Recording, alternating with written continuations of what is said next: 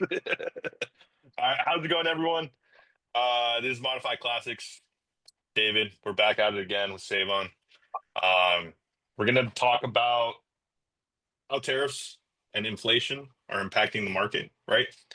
Fundamentals that are backing modern classic cars and how these things are going to change the prices of these cars. Most likely, you're probably never going to see these prices again, right? So what Uh, what is a modern classic? yeah. So modern classic, right? Classic is a car that spans from anywhere. It's kind of in a gray area where it starts. It could be from 1980s, could go all the way up to, the late anything pre 2020, with an exception of few cars. And yeah, it's a very wide variety of cars between that time frame, right? Couple examples, you know, uh, that are really obvious ones. They're kind of like the blue chips, RX-7s, E46 M3s, NSX, C5 Z06, you got your Super Mark 4s, 996, 911, Terminator Cobra. Most of these cars, they're often analog, semi-digital cars. There's cars that still embody the driver's experience.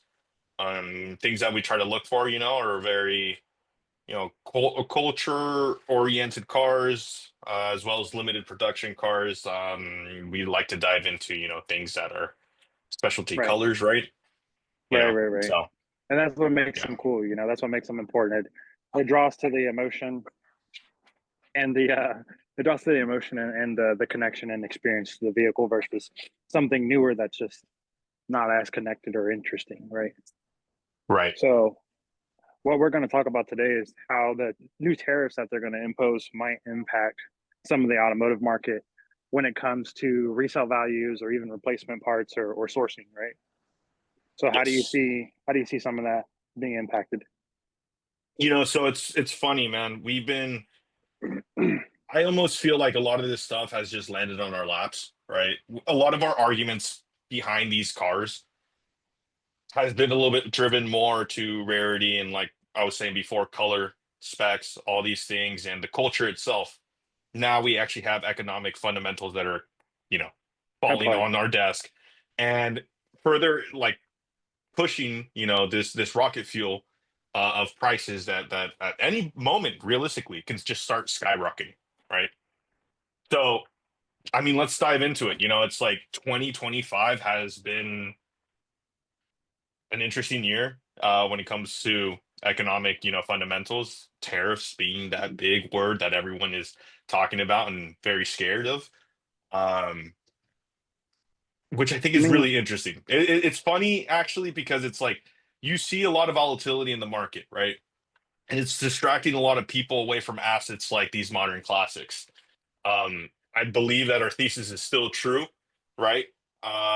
With this whole trade deal war going on and tariffs being implemented, it's going to make things more expensive, flat out which a lot of these things are just, like parts, tires, um, that, I mean, restoration itself, like that itself is going to push the value of cars that are going to be restored.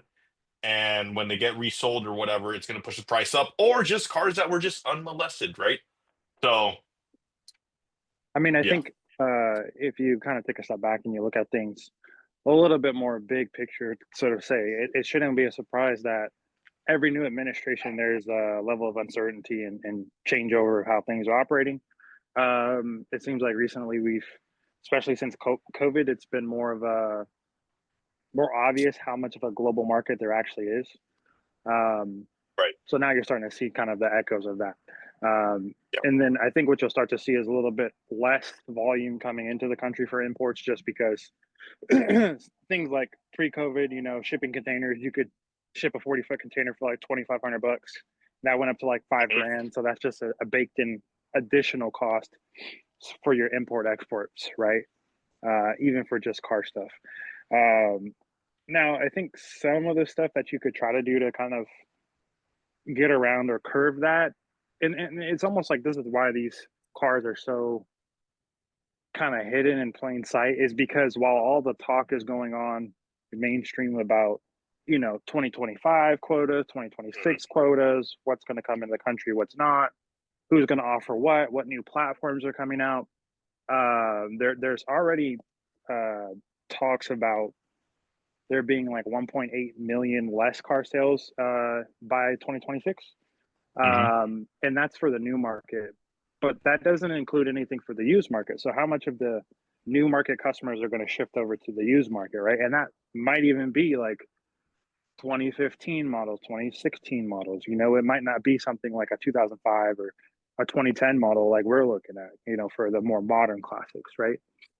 Right. But that I gives you mean, an I think opportunity because people are not looking at the market for this stuff specifically, and it's an old car, blah blah blah.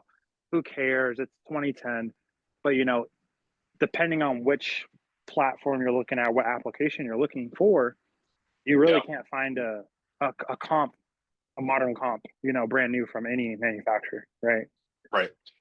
And I think it's interesting that I have been seeing, in very small numbers, but I have been seeing people that are just a little bit more investment savvy with just like equities, like including stocks and mutual funds and stuff. And they're kind of starting to see the value aspect of life, right? Yeah. And some of them are starting to wake up with, the depreciation of buying a new car, right? I think this is something that people are aware of, but it's something that they ignore. But realistically, like within the first 3 years of the car, you're losing like at least 20% of the value of the car, Well, right? see, So, and I want to touch on that because I mentioned this before in other conversations we've had.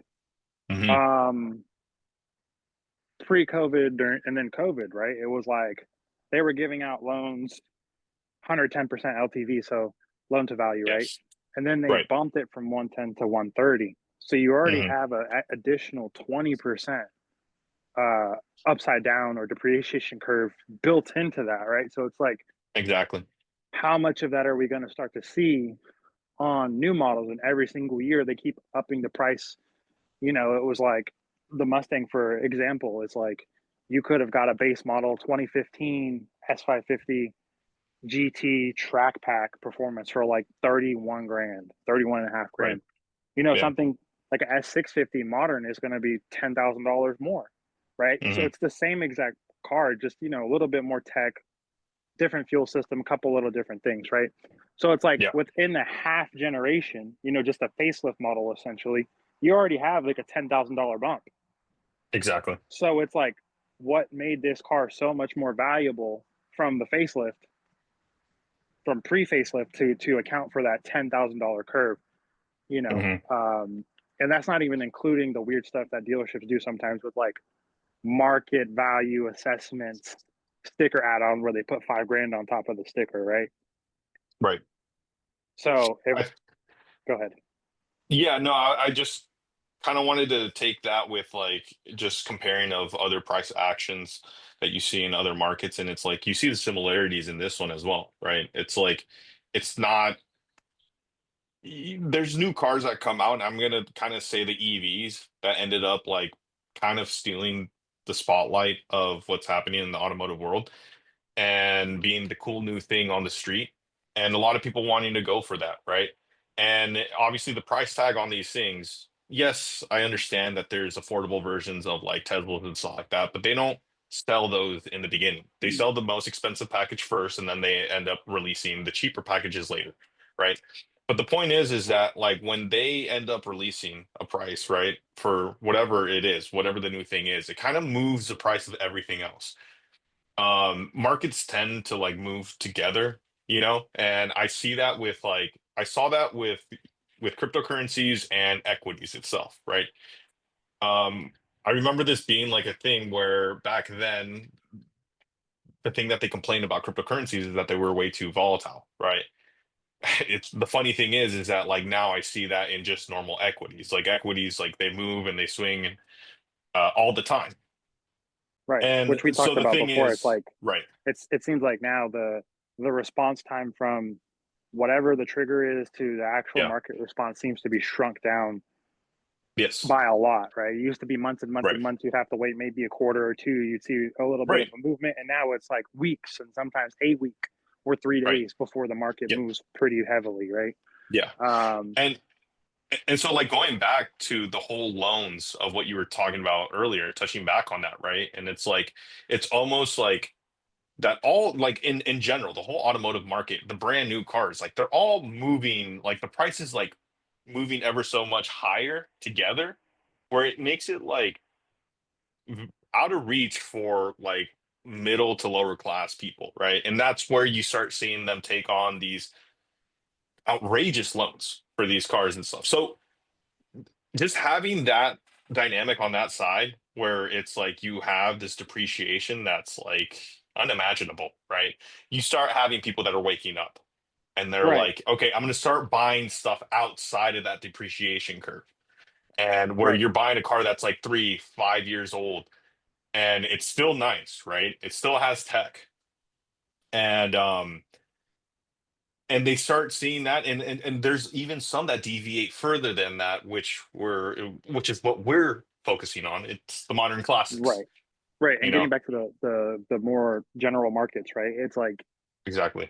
I think some of the stuff that people are kind of missing with the general market stuff is like no matter who gets tariffed, everyone's kind of on a list. And since Yes. it's a global market and there's a lot of weird stuff when it comes to shipping and logistics internationally, it's kind of like everyone has to make a deal with everyone, right? Hmm. So since we have Absolutely. pretty much abandoned sourcing and creating our own, even raw materials, even something as simple as like tires, like we were talking about, it's something like 64% of tires are all imported from another Hmm. country to Absolutely. America. Yeah. So then Yeah. you could try to curve it and say, like, oh, maybe I'll buy something more American made or domestically made, but then you're going to be limited to what sizes they offer, if it works for your application. And then still, you still have the sourcing issue. Like maybe it's a US based company, but they're still sourcing raw materials from some other country abroad, right? Yeah. So you Yeah. still run into the same kind of caps, right? Hmm. Um, so it'll be interesting to see how that kind of stuff fares out. And then maybe we'll start to see based off of how the global economics things plays out, maybe cars they'll start making them lighter so that they can reduce the amount of tires the width and material they Right. need to use, right? Yeah. Highly There's unlikely, definitely but gonna we'll see.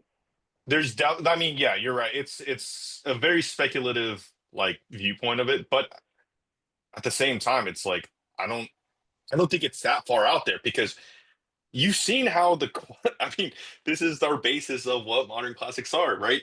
You can see all these cars, like the manufacturers now, like what they're putting out now. You can see the quality just go down in the sense of maybe not down so much, but where they're shifting materials to make them cheaper, right? Widen their margins. So I don't think that making them lighter is too far fetched out, right? I mean, It's not. manufacturers are they're gonna look at any ways how to like spread their margins out, especially It's with these not. But tariffs. That's it's gonna be a little bit tougher, right? yeah, and then again, Um, like you were mentioning earlier with the EV bus or boom, like the EV boom has been huge for a long time, and we're still kind of in the middle because we don't know how all the legislation is going to pan out and right. how much of a push it's kind of cooled off right now. But ultimately, it still seems like long term that's going to be the end goal. And in the short, even going back to values for EVs, it's like we don't do any of our main mining. We don't do any of our main production to make the materials and prep the materials for becoming a battery. So, Hmm. I mean, essentially, we're just going to be taxing ourselves and increasing the prices on something even as simple as like an EV because now you have another baked in cost for Right. tariffs, right? So that's just Yes. even something else to keep an eye on. And if you're into EVs, maybe kind of keep your ear to the ground and see what the movement is going on there and try to pick one that's more long term where you could just buy it. It has really good reliability and the battery doesn't drain fast or something like that, Hmm. and you can hold on to it for another 10 years so you're not Right. doing that EV jump game, Yeah. right? Yeah. So I want to like shift it a little bit and kind of get the viewers a little bit information on why these tariffs actually matter in modern classics, right? A lot of these modern classics are imported, right? Japanese, Euro, and that. can make it difficult for, cars, let's say foreign cars that are over that 25-year wait list that the US has, right, to import. It's like there's going to be tariffs slapped on that, right? Even just OEM parts for those older cars, right? It's like all those stuffs like gets tariffs slapped on top. And whoever's willing to actually like, replace parts and make these cars seem like they just rolled off the showroom, right? It's like it's going to cost some money. And it's like, And I even mean, that, it's not something that we even foresaw coming, right? Because no. COVID, whatever, that is what it is. But the 25-year thing, it's like we just kind of made it to 25 year for a lot of the cars that people really Oh, wanted I to mean, get, and right. then it's like we had what, like a 5-year window or something like that, Mhm. where it was like we had cars coming in and we're kind of getting in the stride. Then COVID happens, It boom. was a very small, it was a very small window Now where it's we're like you could appreciate it on it. right now we're Which shutting even down. at that point, even in that window, you still had COVID in that window, right? That's what So I'm saying. that So ended up, yeah, you have that. Okay, we got them coming. Cool. Boom. COVID shuts down the world. Then okay, we're right, throttled on the imports, right? So then okay, world opens back up. Now we're starting to get moving again. Blah blah blah. Oh, now here's a tariff, right? So now we're getting again more artificial constraints to where you're gonna have a not a supply issue, but you're gonna have limited supply, and maybe the rest of the world, they don't have that same dynamic. So you might lose opportunities to get the car that you want because maybe Australia or the UK imports it, right? And I know they have different rules, right. or Canada, which I know they've been had a lot of the right hand drive cars for years now. Hmm. But there's still the culture of like the new kid getting into cars, and oh, it's still cool to import a car from Japan, and I'm sure Canada has limited quantities anyway, and it has horrible climate, so Right. finding clean examples is probably pretty hard as well in Canada, right? So, Yeah. um, I mean, I a even lot think of, for like, un- yeah. go ahead. Go ahead. Oh, no, I was just gonna say it's like a lot of the OEM parts, that just have been discontinued as well. So it's like it is not just OEM and original parts. It also goes to the aftermarket as well, right? If people think that it's fine if I can't get OEM, I can get something just as good. No, it also goes to aftermarket parts as well.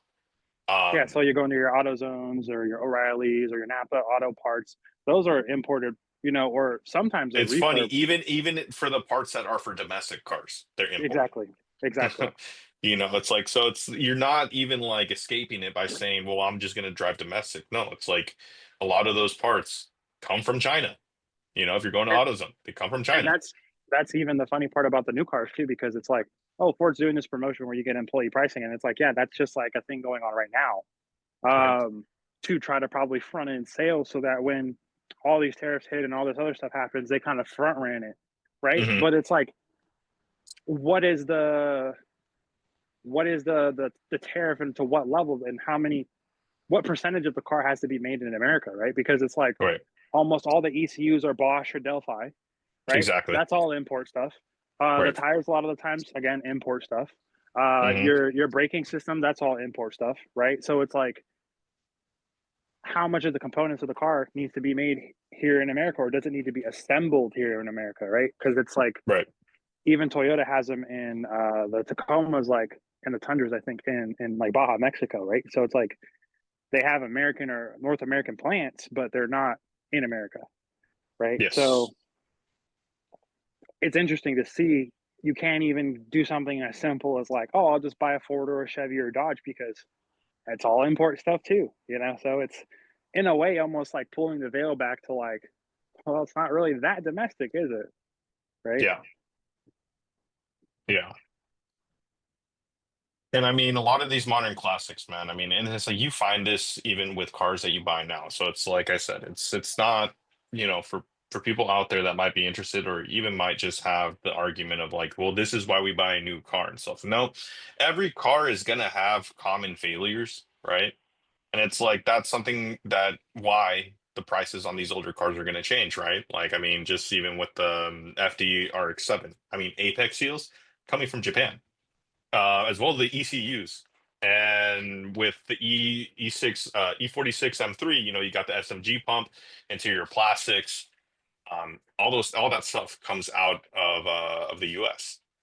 Yeah, So, and there's those and these specialty cars, it's like we talked about before, like there are regularly scheduled maintenance items, right? So like you mhm, might have Vanos actuators or throttle actuators on your BMW, go out and it's a non-negotiable. Like you're gonna have to buy them. right. BMW is also really specific on like coil packs where it's like OEM or nothing else. You know what I mean? So those are like the non-negotiable, regularly scheduled maintenance parts that are now going to be another burden or ownership cost over Yeah, the long run, right? yeah. And something that's going to be priced in these modern classics, right? It's like it's not just the car, it's the ability to own and maintain, right? So it's like for the person that owns them and is doing this work and is or even just going through the hassle of like, finding the mechanics to work on this stuff, they're going to price that in. That's time and money and energy. So that's something that's going to be priced into these cars and that's going to push the price up, right? So, um 100%. yeah. I mean, and also too, it's like a lot of these cars, they made a whole bunch of them, but like throughout the years, they, were totaled or they, were involved in floods, got stolen, whatever. Right. So it's like there's you know, not that many of these cars that are still in good condition. Yeah, good Um, example. right. Um, yeah. I mean, there's so much of how these tariffs can affect the price of these cars that have like nothing to do with just the face value of the car, right? It's like Right. So I'm even curious, like, yeah. would you say would you say to buy now or would you say to wait? No, I mean it's just if anything, if we were saying that there was a window 5 years ago, it's like you have another window right now, and realistically, I can't even tell you how long that's going to last. I have a feeling that's probably going to last maybe you got minimum of a year before you start seeing these prices start going into effect, whichever ones we ended up mentioning, right? Right. And it can all and it can realistically, stretch out to probably no, I would say, right, personal opinion is no longer than 6 years, right? Um, but I don't see the curiosity of people isn't ending. And I feel like that's only Yeah. going to get bigger as we keep moving forward and people it starts becoming a talking point. Or one crazy friend that's a car guy or whatever buys that car that he wanted, right? When he was young. And then it just motivates his friends to do the same thing. This doesn't mean that it has to be some crazy, sports car. Right. It could just be a classic, VW Golf.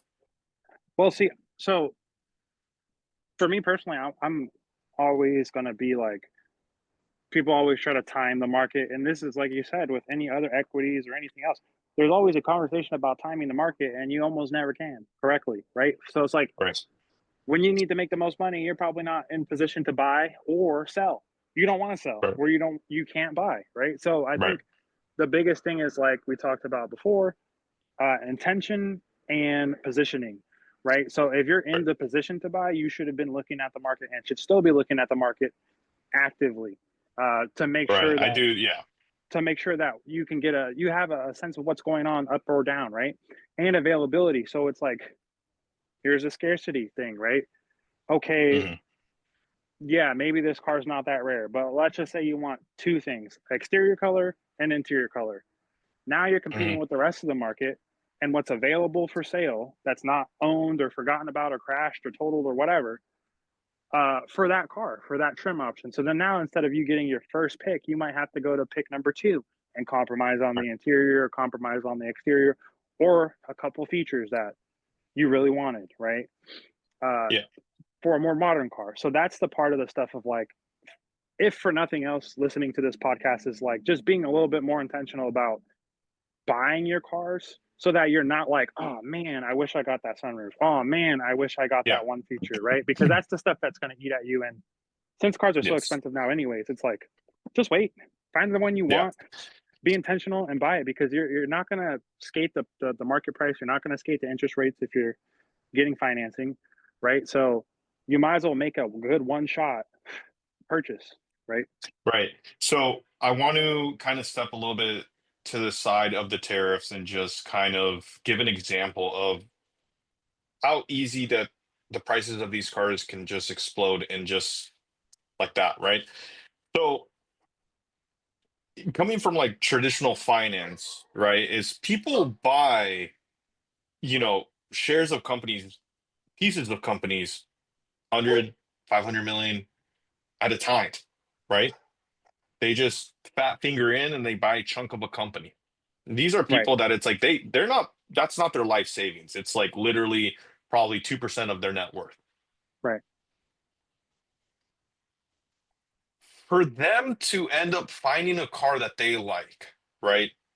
Let's just say the Audi R8. Let's throw that as an example because I feel like it's a desired car and I think it's a special car. And it's like if you would get all of the Audi R8s and put them together, how much would that actually be? Like all like the value of all of them together. Like the It's market like cost. Yeah. the market cap of all of them, Yeah. right? I don't think it would be more than I don't think it would be more than 100 million. Probably not. So I don't know the numbers, right? I can't like I haven't done the math on it, right? But let's just say it's no more than 100 million. Like 100 million gets moved around in traditional markets all the time. That is not a big number in traditional markets with very, ultra wealthy people and stuff. So if somebody really sees the opportunity, somebody higher up like that, what is for them? Let's just say all the R8s together put together, let's just put the price of $60 million. What is it to them to just be like, fuck it. I see the opportunity. Yeah, buy all of them. Right. Any of them can really do that at any moment. It's really not expensive. Well, if you think about it too, there's like things we've already seen as this example. Nobody ever thought 30 years ago, 40 years ago that corporations were going to start buying single family homes to start using Absolutely. as part of the portfolio. And again, it's like using that as a baseline uh, collateral and for equity to say like I'm going to use this to go get a loan or a loan from myself to go do another loan or another activation on some other sector, right? So it's Yeah. like this is my backing. I'm backed by this real estate portfolio, which, like you said, is only a small percentage of their portfolio. Right. And it's like, okay, well, if I have again $100 million, that's one like mediocre freaking apartment complex in California, Mhm. right? Right. Happens all the time. Hold Yeah. it for a year, get your tax write off, bounce, Hmm. sell. And Right. if you live in California, you live in apartments, that's why every year, 2 years, it's always ownership change because nobody wants to Absolutely. get stuck holding the bag. They just have to use it for what they need to use it for and exit. Right. So if you Right. start to see all it's going to take is a small adjustment in financial practices, just like we saw on the single family homes, and just like we saw on the LTV from 110% to 130%. So it's like, Yes. imagine you can buy the market, let's say not even all the market of our rates, just the cream of the crop, because those are going to Right. be more return. And you could buy them for undervalue because you're pulling up with cash and Right. nobody in the market's looking, but you still Right. get 130% LTV. Right. And let's say Yeah. you bought it for 60% on market. Well, now you're up Right. 50% just in position alone, Hmm. right? Yeah. So Yeah. it sounds crazy, but it's like we've already seen crazier. It's we have the examples there. It's just that a lot of people aren't used to it being with cars. Like they don't see cars as being something that special. Same thing happened in 2008. Nobody thought that houses were that special. It's just something you Right, live in and you pay a mortgage on it and you raise your kids in it. And it's like, and now you have funds buying them by the lots, right? Just go take a drive around your neighborhood and go see whose name is on those for sale signs. They're right, firms. They're banks. yeah, So it's like this is not crazy. And they're pieces of shit houses too. There's nothing special, right? So it's like no, what but it doesn't have like to be. It just has to have a market right. value on paper that can be Hmm. backed by an underwriter and says, okay, that looks good, everything's cool, check Hmm. it off, Yeah, exactly. right? So So once you start seeing that, and we haven't even covered and touched a topic because we're not there yet in the arc, but there are certain cars that fall under this category of like art, right? It's almost yeah. like a very weird, elusive thing you can't comprehend. Like we talked about before, like on your wall that you got right there, that print is like Mercedes SL, like gold wing one, right? Right. We've seen the gold wings like completely original, Here. still got Yeah. dust on them, rust, tires flat, go to auction. Sorry. No, you're good. It was annoying me. Yes. You're good. So we've seen like even the SL Mercedes gold wings, like the older ones, totally Right. original with flat tires, rust everywhere, Mhm. freaking Yes. dusty paint. It looks like you haven't seen it in decades. Sell for No. multi millions of dollars, right? So I it's mean, like, you what look at the is same thing with the fastback Mustangs from the 60s. Yeah. So what is it's like if you really look at it and you think about like what is it that somebody would spend 5 million, 8 million, $10 million on something they can't drive? It doesn't look like it's ever ran in the past 20 years, but for some reason, again, those people with money in that circle know that car's worth money and they are willing to position themselves and say, well, it's 5 million now, it's going to be 20 million in 15 Mhm. years, Right. right? and Yeah. and they do it all the time. So it's Yeah. like that becomes almost like an art piece where it's technically it is a piece of history, right? So it's a piece of automotive history. And I don't know, almost looking at the modern classes as like potentially a piece of art because you do have the visuals. uh Yes. Even like your Ferrari is like the perfect example. Is like Enzo, a car that Enzo designed because he's the only person that visually sculpted cars that way, right? So it's like Yes. that's another automotive architectural piece to it where it's like visually the car looks a certain way. Now you have a cool motor, it sounds a certain way. So that's a almost like an instrumental thing. So Right. multiple ways of art, and that's part of collectively the experience when it comes to modern classics and in general is the immersive vibrations and almost theatrical But experience. yeah. So no, absolutely. These cars, there's definitely something there, man. And and yeah, but final thought. All right. Are modern classics the last analog rebellion in the world of touchscreens and tariffs? Or are we just one turbo failure away from regretting everything? Man, that's catchy. Touchscreens and tariffs. Yeah. Man, I mean, I do think this is the last of its breed. I don't think that we're gonna go back to something like this. I don't think that the demand is there anymore. Um, I think that, you know, at least modern classics, man, it's the best combination of both. They still have power, right? And a touch of like tech. Um, and yeah, I so mean, I th I think I think people will end up regretting it, and that's what's going to drive the demand, and people are going to try to get their hands on this stuff, and it's going to be really hard in the next coming years. I think it's just an era, right? Right. Might be kind of a big Yeah. era because it's a couple different decades combined in different sectors of the world and economical cycles. But it's almost like I think the best way to explain it would be like since it's technology like gaming. You used to stand in line at GameStop for the release, and if you weren't there, you didn't get the game. You get Yeah. so excited to go stand in line, and it was stupid. It's annoying, Right. but it's part of Right. the experience. It's part of the lore, right? And then now you Right. could just order digital copies online, and it's like whether you have the game Yeah. or not, it doesn't matter. Right. No, It's exactly. expected. It's expected. So then it just Exactly. you kind of lose some of the experience. And I think that's the same thing with the cars. It's like Tesla being a perfect example. It's almost like I think the best part about the modern classes is there's something wrong with them. And I know it sounds stupid, but it's like Mhm.